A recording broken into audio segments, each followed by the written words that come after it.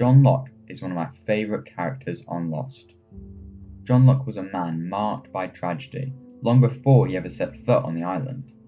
Paralysed from the waist down, his life before the crash was a series of disappointments and betrayals. Stuck in a dead-end job, mocked by his co-workers, and longing for the adventure and significance he believed he deserved.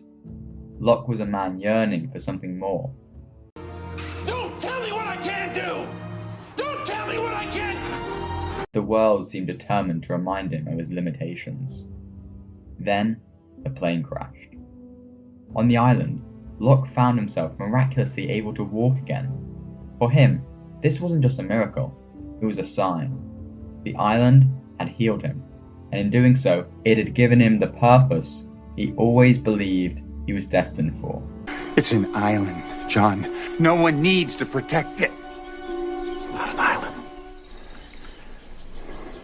It's a place where miracles happen. This newfound faith in the island became his driving force.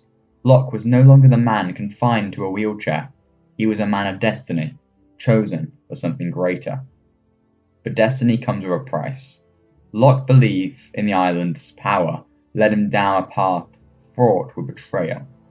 He made decisions that would have dire consequences, like when he sent Boone to his death, convinced it was part of the island's plan.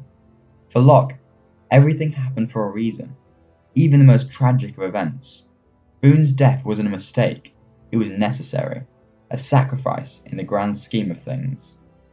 As Locke became more deeply entrenched in his role on the island, he discovered the hatch. To him, it was another test of faith. The button inside the hatch became an obsession, a duty he couldn't ignore. He was convinced that pushing the button was the island's will, a task that had to be fulfilled at any cost. But as he devoted himself to this mission, Locke began to lose the trust of those around him. His blind faith in the island's mysteries made him more isolated, more desperate to prove he was right. Locke was a man of deep convictions, but is also a man easily manipulated.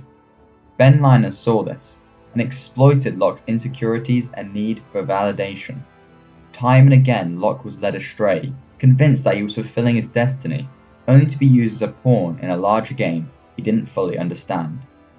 The island, which he believed had given him purpose, became the source of his undoing. In his final mission, Locke was told to leave the island and bring back the Oceanic Six.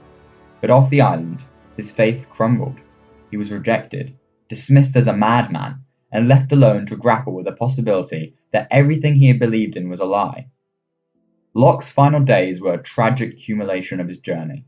A man who had always believed he was special, destined for greatness, now broken and alone.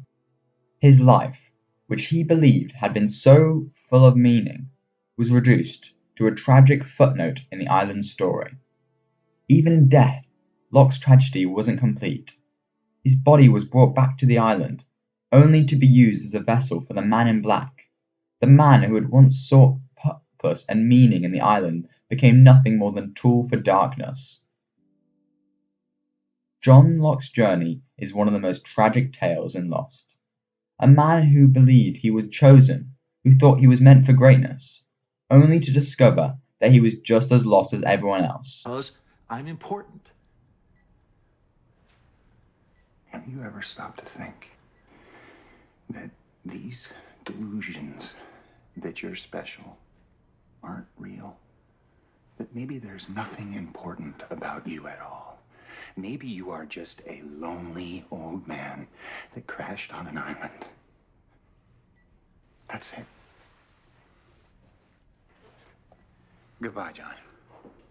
His quest for meaning drove him to the brink, leading to decisions that cost lives, including his own. In the end, John Locke wasn't a man of destiny.